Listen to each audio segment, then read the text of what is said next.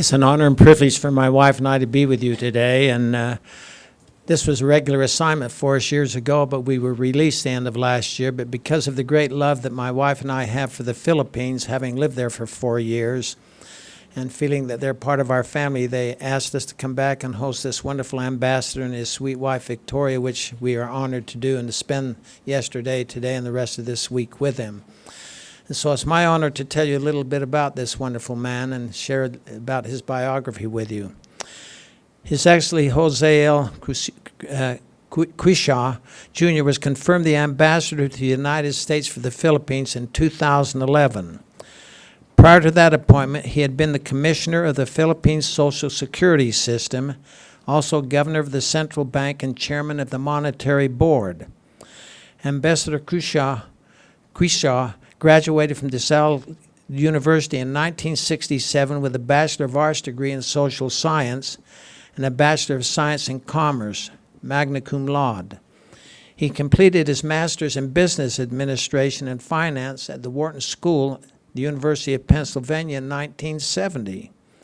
The ambassador also is the recipient of numerous awards and accolades, including the 10 Outstanding Young Men Award for the domestic banking, the Philippines Management Man of the Year for 2007, the Manuel L. Quezon Award for Exemplary Governance, and Raul Lucian CEO of the Year Award in 2004. Ambassador is married to the former Maria Victoria Jose, and they have 5 wonderful daughters. I think they're all girls, aren't they, Victoria? So they have girls, we have boys. And we're just delighted to have the ambassador here, and he is accompanied also by Consul Reginald Burnaby.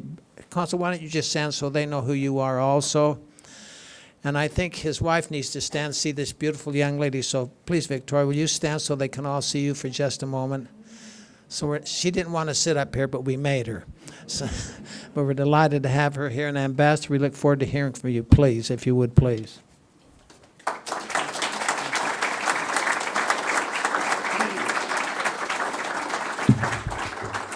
Thank you so much, Elder Banks, for that very kind introduction.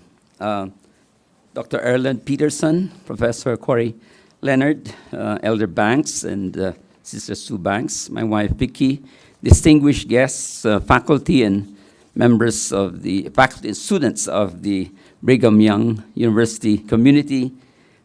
Good morning to all of you. First of all, before I start, may I know how many of you have been to the Philippines? Oh, quite a large number.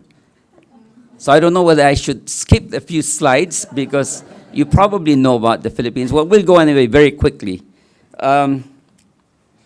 I wish to start by expressing my gratitude to Dr. Samuelson, Dr. Peterson, and of course, Elder Banks for the invitation that was extended to me and to my wife, Vicky, to come to Brigham Young University and this breathtaking state of Utah. This is our first visit to Utah, and we're very glad that we did come here. It's a beautiful place, a very picturesque state. I think this university is very fortunate to have a possible future president as one of its alumni, and I understand you have quite a number of very distinguished alumni, including a Nobel Peace Prize winner. It's an honor for me to speak before you, students of international relations, and so I thank you too for coming to class today. As you may have gleaned from my introduction, I am more of a banking and finance person, having been involved with commercial banks, investment banks, and the largest life insurance company in the Philippines. I may still be considered, however, an on-the-job student of international relations, since my job at Washington is my first diplomatic assignment. But the Secretary of Foreign Affairs, Secretary Albert Rosario, thought that I would be suitable. I would be suited to this job because of the government's focus on international or economic diplomacy, and because of my business background, he convinced me to take on this job. He too came from the private sector. Now let me say that I've always said that one of our greatest assets are our people. And you will see in the next slide that we have, I'm sorry. I think you skipped, well, we don't have the slide. I thought we had the slide on. The people, the reg, the, well, we don't have the slide, unfortunately, but, oh, here they are. Okay. Our best known, I guess, Filipino sportsman, Manny Pacquiao, 8th division title holder, and considered the best pound-for-pound fighter in the world today, although, of course, Floyd Mayweather will dispute that. We hope that they will resolve that in a fight that is being arranged sometime next year by Bob Arum. Another very well-known individual, Lea Salonga. She's a Tony Award winning Broadway star who's appeared in Les Miserables, Miss Saigon, Lion King, and a number of other plays. I think the young people here would probably associate more with Bruno Mars or Apple the App or Arnel Pineda, the lead singer of the Journey Group. So, and of course, the next slide will show even some more very well-known Filipinos like Eric Spoelstra, Filipino-Americans, the head coach of the Miami Heat, and the White House executive chef, Christetta Ford or Chris Camerford, and two very well-known fashion designers, Josie Natori and Monique Lullier, who designed for the Hollywood stars. They designed wedding gowns and gowns for the Oscars. Monique Lullier particularly is very well-known for that. And I guess the most, probably one of the richest Filipino-Americans in the U.S. is Dado Manatao, a very successful Silicon Valley technopreneur and venture capitalist. Of course, some of these others, Natalie Cogli is an Olympian who won some medals in the last Olympics. Next slide, please. Well, I think you skipped 2 slides. Sorry, you got to go back. The Philippines is an archipelago of 7,107 islands. That's during low tide, okay? During high tide, it's 7,100 islands. Located in Southeast Asia, between the Philippine Sea and the South China Sea, and between Taiwan and Borneo. It's flanked by 2 great trade routes, the Pacific Ocean and the South China Sea, making the country an ideal base for business.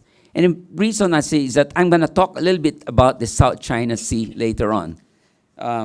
It's the first republic in Asia and has a rich history and heritage. Now let me go to a brief profile of the Philippines. Here you see its population. Many of you have probably been back here for some years.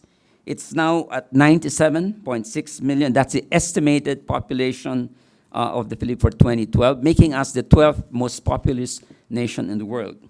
Population growth is about 2.04%. That's come down from the 2.3, 2.4% for the past years. And the median age is 22.2 years, making us the youngest country within Southeast Asia. Major cities include Manila, of course, I think most of you are familiar, Manila, Davao, and Cebu. Literacy rate is about 95%, and the major languages are Filipino and English. In terms of religions, the Philippines, of course, respects religious liberty, religious freedoms, and so we have quite a number of different faiths that are practiced. Catholics constitute about 83%. Muslims actually are the largest minority, between 5 to 9%. And of course, other Christians, including the Church of Jesus Christ Latter-day Saints, are the minority. They're about roughly 5% when you include all the other Christian groups. No? So the next slide will show 2 of the temples that are. No, you're going back. Okay. This is the 2 temples that the Church of Jesus Christ Latter-day Saints in Cebu and Manila.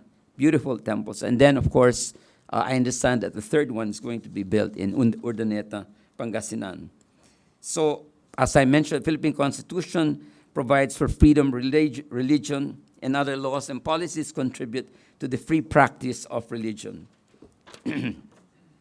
Islam is the largest minority religion, and Muslims constitute, as I mentioned, between 5 and 9%. Let me move on to the next item. Next slide.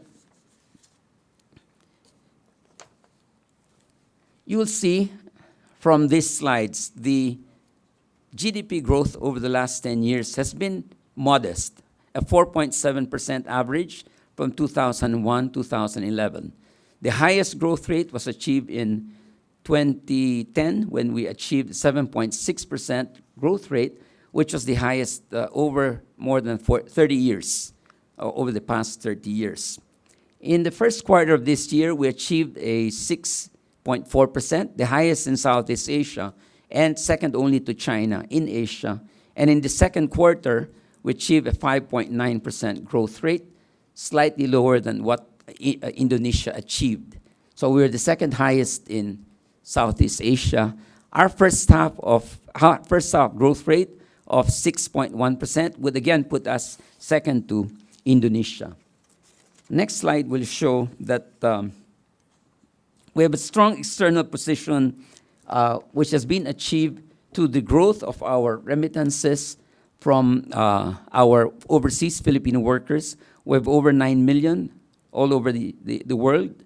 The biggest, of course, concentrate of Filipino Americans and Filipinos would be in the U.S. with roughly about 3.4 million, including, of course, permanent residents or permanent immigrants who, of course, continue to send money back to the Philippines. That is, of course, what has contributed to keeping the economy afloat, despite the fact that in 2008, 2009, we had, of course, a financial crisis all over the world, a global crisis, but the Philippines managed to post a positive growth of 1.1%, whereas many other countries actually suffered a contraction in terms of their economic performance.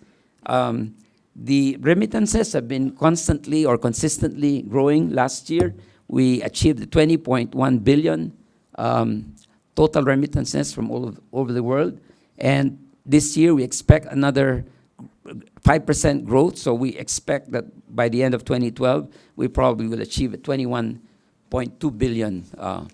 We have 11.7 months worth of imports, and the IMF rule of thumb says you have to have at least 3 months worth of imports as part of your reserves. The reserves, of course, serve as a buffer against external shocks, and this is why our currency has also been improving considerably. The peso deteriorated during the 1997 financial crisis to a low of 56. In the past years, particularly the last 5 years, the peso has consistently been increasing. It's now between 41 and 42 to the dollar. I think we can also say that those who have invested in the Philippine stock market have not only achieved capital gains, but also currency gains. The Philippine stock market has outperformed most markets all over the world. I think we're the second or third best performing stock market in the world. Last year, they achieved a growth of over 20% in the Philippine Stock Exchange Index. This year, as of June, it was up 25%. And even now, there's been some correction, but it's still about 18% from the start of the year. Now, why is that? Why has the economy been doing so well? It's principally because of the reforms that have been undertaken under President Benigno Aquino III.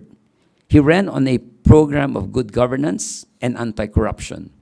That has been, I guess, one of the pillars of his program, which has attracted the local and foreign investors and the renewed optimism and confidence in the Philippines economy can be attributed to the reforms that have been, please go back.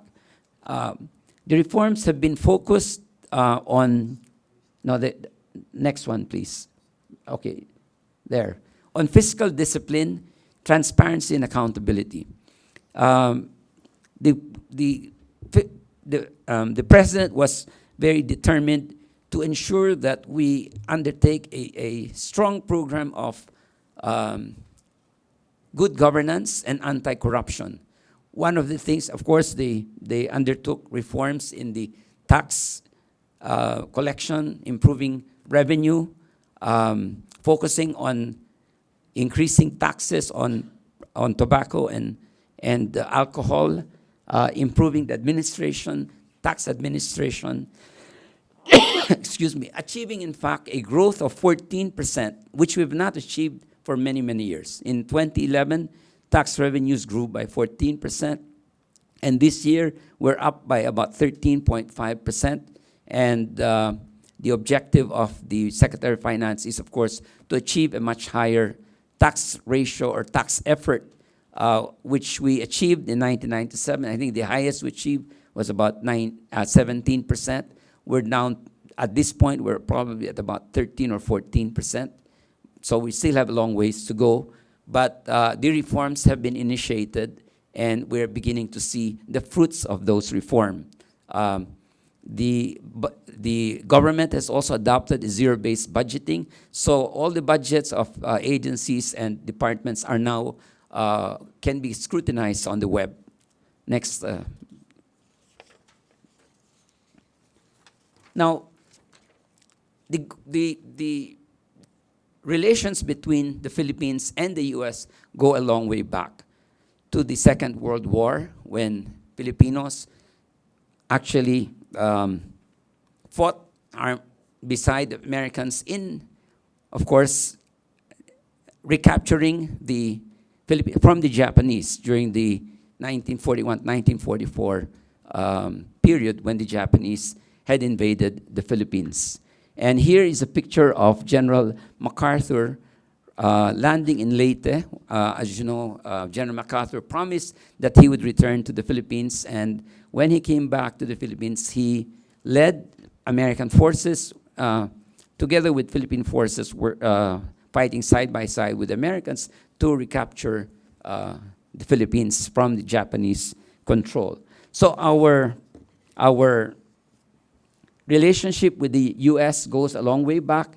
We've had the military bases agreement that was signed in 1947 that established two of the largest bases in the Philippines, Clark Air Base, Clark Air Force Base, and Subic Naval Base.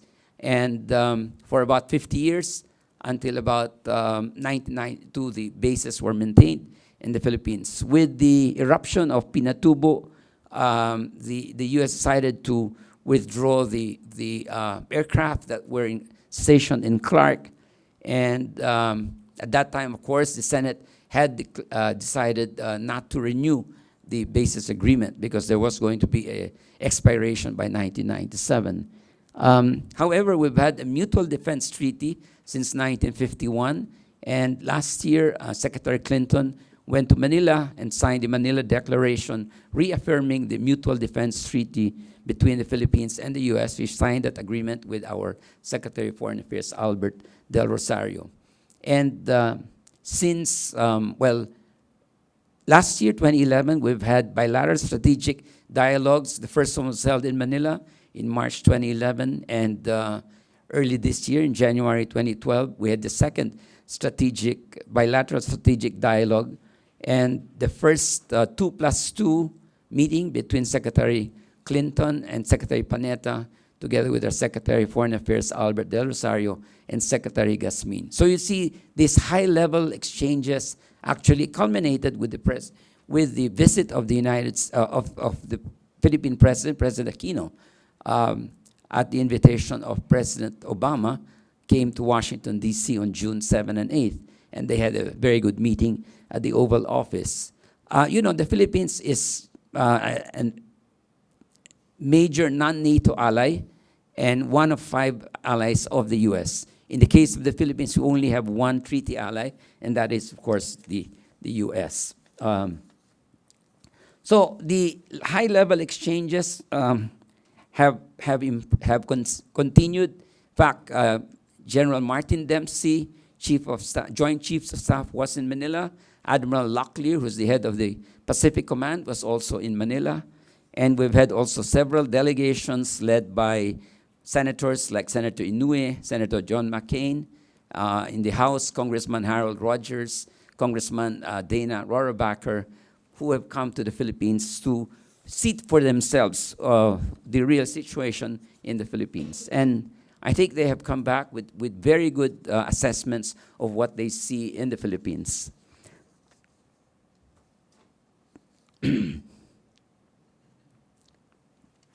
Now, while I think I failed to mention the Visiting Forces Agreement is what allows the continued visits, despite the fact that there are no bases in the Philippines. It allows U.S. naval ships to come and make port calls. It also allows U.S. forces to have joint exercises with Filipino military forces. In fact, they had one just very recently. It has, of course, upset the Chinese because Chinese feel that the U.S. should not be in the Philippines, in the region. But we keep telling them that we have the Mutual Defense Treaty, and it allows us to have these joint exercises. We have a Mutual Defense Board and the Defense Board, which also meets regularly. Usually it's in Honolulu or in Manila, which is part of this Mutual Defense Treaty arrangement and Visiting Forces Agreement. Next, please. Now, with regard to trade has been quite balanced between the Philippines and the U.S. We enjoy a favorable trade balance of about roughly $2 billion. Our total trade actually hit a high of $17 billion, but in the past few years, it has come down. I think last 2011 it was about $13.6 billion, and this is why we're trying to promote greater trade and investment between the Philippines and China and the U.S. China has been growing very rapidly, and it's now our third largest trading partner. China's relationship with ASEAN has also grown tremendously, and today China is ASEAN's largest trading partner. It is no longer the U.S. So this is why Secretary Clinton has also been encouraging the ambassadors to promote economic diplomacy as one of their major objectives, which is what we are also trying to do. The Philippine ambassadors, not just in the US, North America, but also all throughout the world.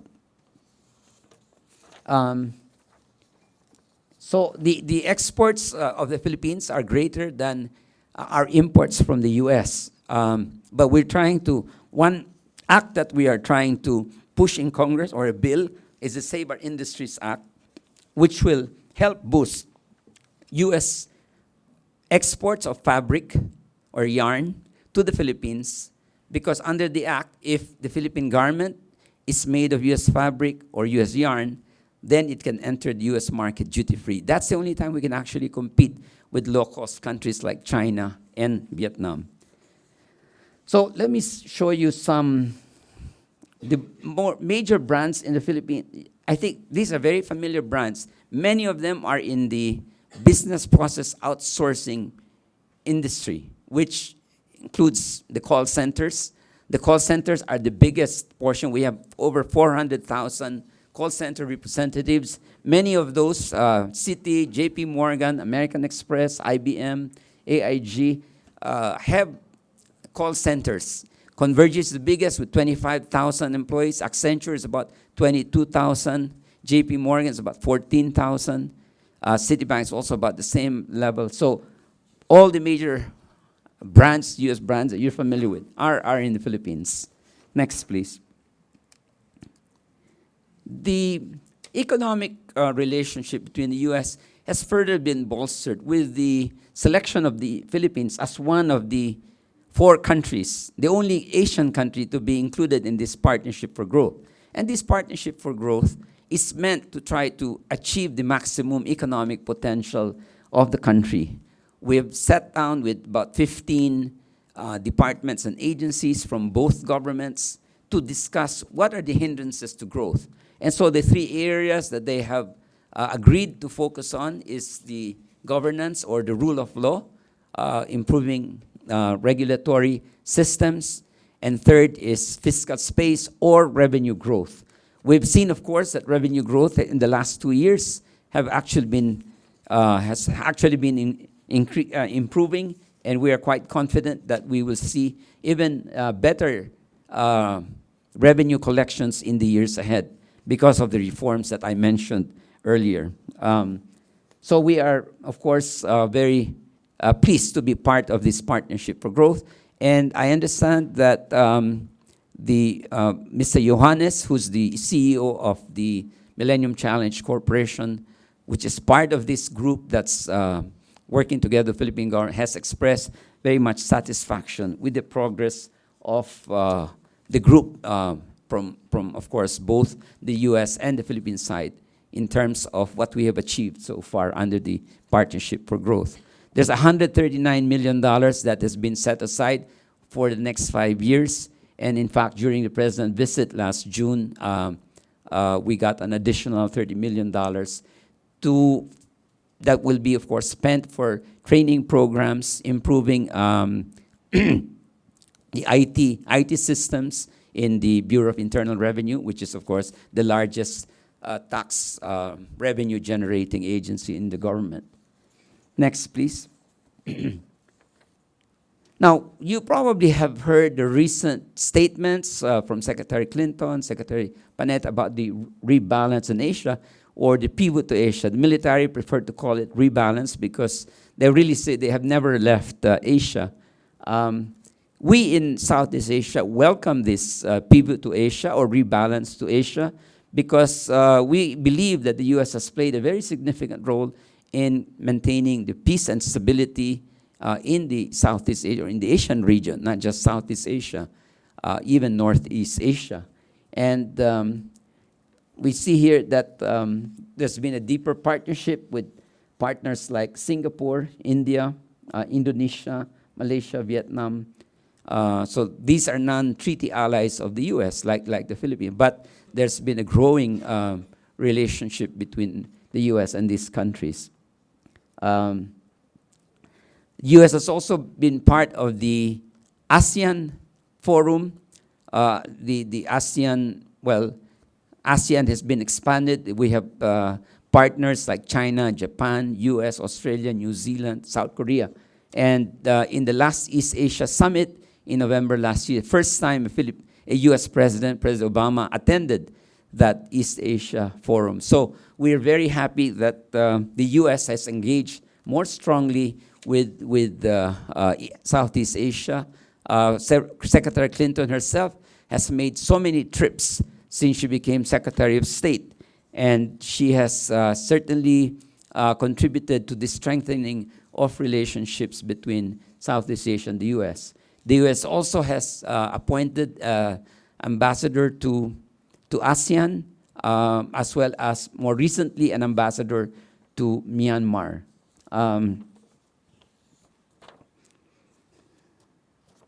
Okay,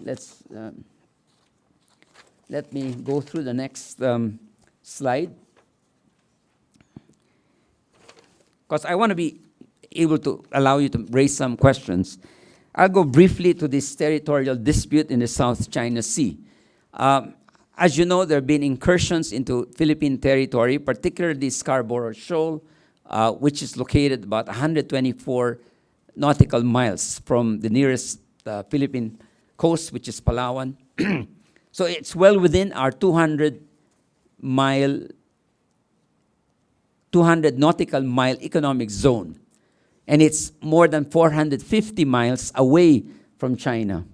Yet China says they have indisputable sovereignty over that particular rock formation. But we refer to the United Nations Convention on the Law of the Sea as the basis for determining the 200-mile economic, which many countries, including China, have signed. They've signed that treaty, but they refuse to recognize that it is part of our economic zone. They use the 9-dash line, which has no legal basis. So we have suggested to them that we go to the International Tribunal on the Law of the Sea to settle it. Because we believe that there has to be a rules-based order anchored on international law, which is the United Nations Convention on Law of the Sea. And we also believe that this dispute should be settled in a multilateral forum, such as ASEAN. But China, of course, insists that it has to be settled bilaterally. But of course, it's like a David and Goliath relationship. When the Philippines will negotiate with China, we're at a huge disadvantage. So we are insisting that this be settled in a multilateral forum. The U.S. also believes that a multilateral approach is what is more appropriate. The U.S. says it is not taking any sides in this dispute.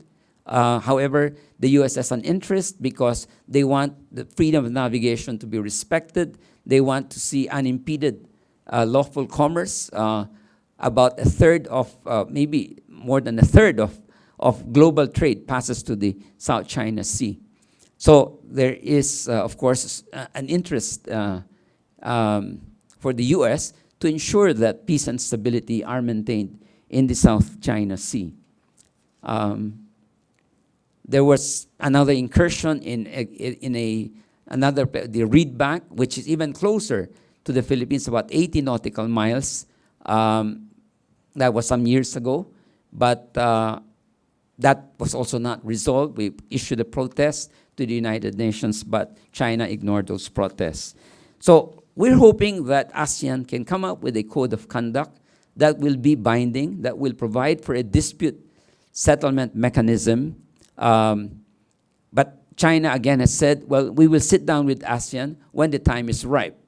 Now, US, Japan, Australia has been pressuring China to sit down with ASEAN because they want to see this issue settled diplomatically and in a peaceful manner. So maybe I won't spend so much more time because we're running out of time. We can go to the next slides, please, Reggie. Yeah. Now, before I end, let me just talk about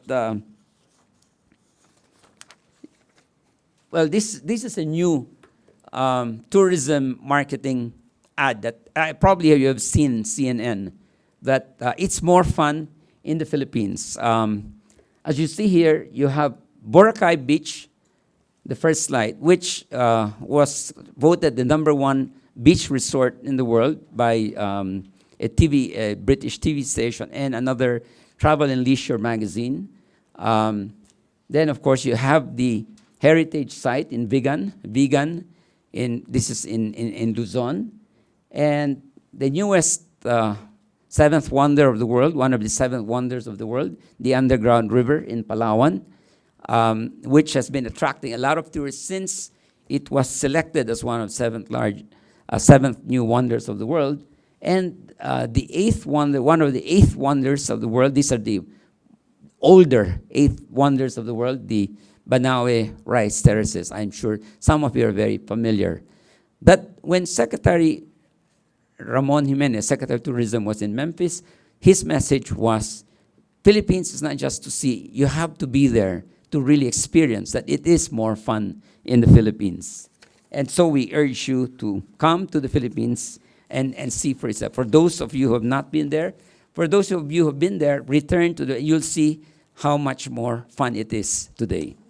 And in conclusion, let me just say the following. In 3 years, the credit rating of the Philippines was upgraded 8 times. We're just 1 notch below investment grade. The Philippines has also pledged $1 billion to the International Monetary Fund to support global efforts to stabilize the world economy. In effect, we have paid off all our debt to the IMF for maybe more than 3 decades. We were a debtor. We're now a creditor to the IMF. In terms of regional security, the Philippines has taken a position of responsibility and has demonstrated a sincere and consistent commitment to maintain peace and stability in the region. The quote that you see here says, "The little fellow is generally underrated in the beginning, then he does something well, and people are surprised and impressed. In their minds, his achievement is magnified. Carlos P. Romulo is one of our foremost diplomat. He was ambassador to the U.S., Philippine Foreign Affairs Secretary. He was president of the Assembly of the United Nations, and he has received many, many international awards as well as local. He stands 5'4", or he stood 5'4", and he describes where the Philippines is in these days. In other words, this quote applies to the Philippines, and I think it also applies to our boxing champion, Manny Pacquiao. No? So, we're a small country, but our actions, guided by our commitment to the Filipino people and our responsibility to the world economy, the world community, have earned us the respect and confidence of others. We are cognizant of the reality that there is so much more to be done. However, with the leadership of President Aquino, we are pleased to make this achievement sustainable and real in the eyes of the world, and more importantly, of our people. Thank you.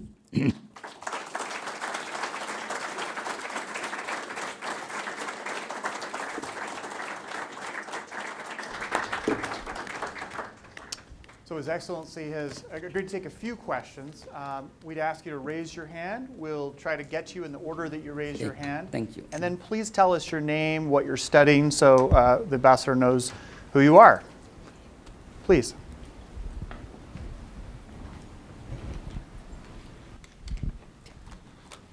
Thank you very much, Ambassador, for speaking with us today. My name is Rob, and I'm a marketing major here at Brigham Young University.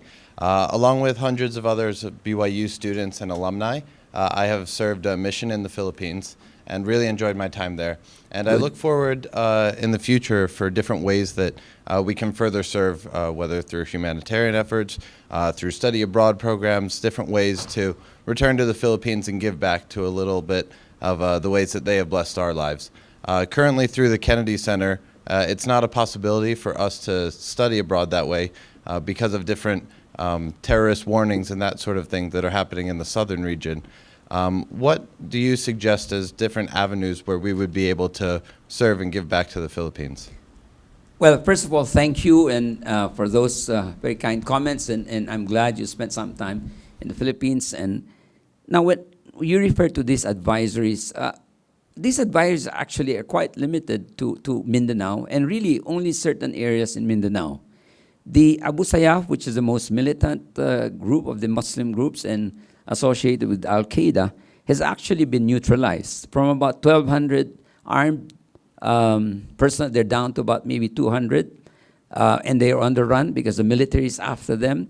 With the assistance of the U.S., we've been able to capture or kill in battle a number of the leaders, and so they've been significantly weakened. And the military feels confident enough to pass on the responsibility to the police, local police. So, Mindanao, as I said, while there's tremendous potential in Mindanao, and this is why I was saying earlier that the Philippine government is focusing on achieving a peace agreement with these secessionist groups, the MILF, the MNLF, which are much, much larger than the Abu Sayyaf, and even the Communist Party, the NPA, New People's Army. Those are the three groups. Now, if we are able to achieve that peace agreement, then we will see tremendous economic development in Mindanao. Mindanao has very fertile land. There's huge rice, sugar plantations, or pineapple plantations, and so on. But they're not being developed because precisely of the fear of these groups, these secessionist groups. I think the peace talks are proceeding quite well, and we're very optimistic that we will see perhaps a peace agreement relatively soon. But of course, we cannot say that for sure. The negotiations are still going on. There are many other places that you can go to in the Visayas, in Luzon, where you can continue to contribute. We're glad to see that the State Department announced an increase in the number of Peace Corps by 20%, Peace Corps volunteers, because I was telling State Department, including Secretary Clinton, that this is one of the most successful programs of the U.S. government. and they were decreasing the budgets for the Peace Corps. And I was very glad to hear from Secretary Clinton that they, in the last meeting with our Secretary of Foreign Affairs, that they're increasing the budget for the Peace Corps by another 20%. So we will see more volunteers coming to the Philippines. There are, of course, one of the biggest challenges of the country today is still the poverty in the Philippines. About 26%, based on the last census that we saw, of the population are still living in poverty. Many of them in the agricultural areas. And many of them, most of them actually are in Mindanao. So the government is determined to try to solve that problem of poverty. And in fact, the target of President Aquino, by the end of his term, he'd like to see that down to about 10 to 15%.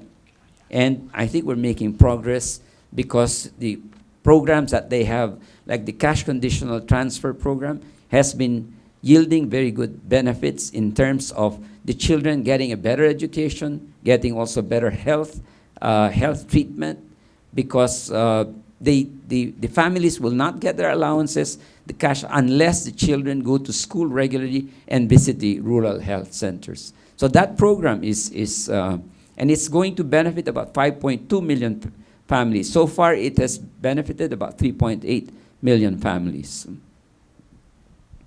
But thank you for that question. Yes, yes, sir. Oh. Could you wait for the mic? Sorry. Please wait for the microphone, yeah. Mr. Ambassador, thank you for coming. My pleasure, thank you. You know, what you said in the beginning, that what the Philippines has to offer is its people. And, you know, I can testify to that because some of the best friends we have in the world are our Filipino friends who, you know, we've gone back 30 or 40 times for visits, and we have lived there twice. We're actually an importer of Filipino products that we use in manufacturing our products. I appreciate that. But something happened when we lived there. The biggest exports were sugar and rice. Yes. And that's been reversed. Now those products are imported.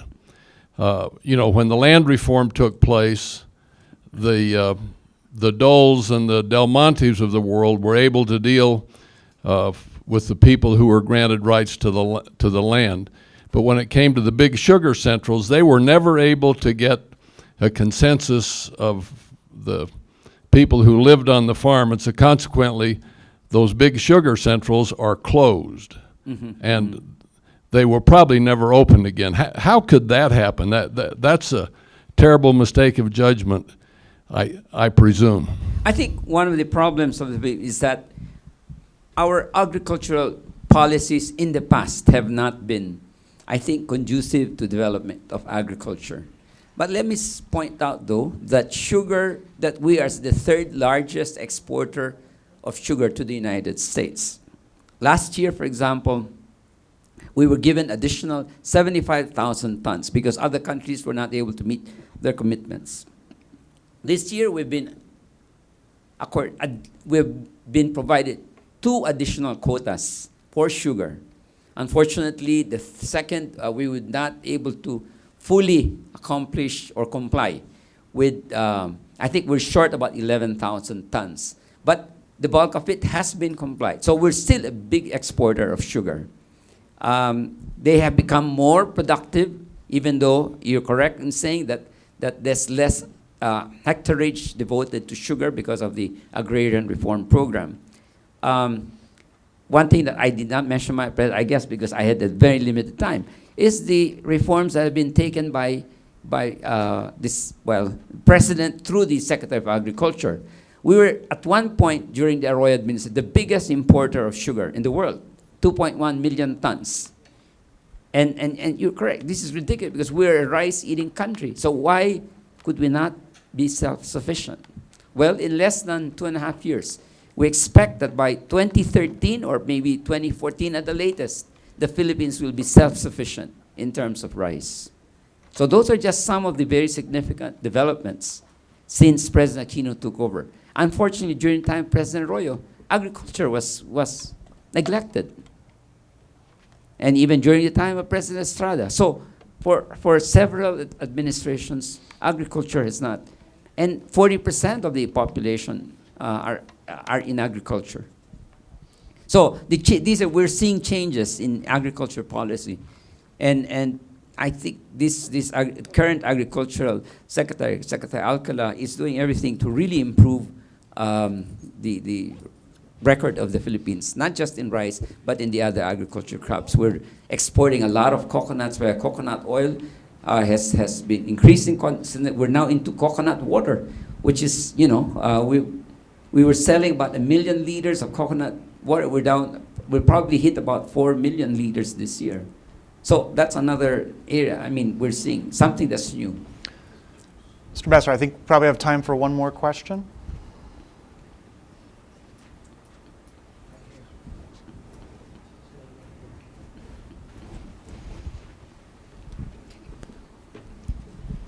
I, like many others in this room, love the Philippines because we've spent time over there. I spent 5.5 years in the Philippines. But I'm in the healthcare industry, and in the 80s, 90s, and early 200, we had a lack of nurses and physicians. And I would just like to thank you from the healthcare industry for sending us nurses and doctors so that we could provide quality healthcare in the United States. And we found them exceptionally well-trained and fit in here. And I managed a hospital in Las Vegas, a large hospital that 20% of our nurses were Filipinos, and we just want to thank you for the excellent job you did in helping us out in the health industry here.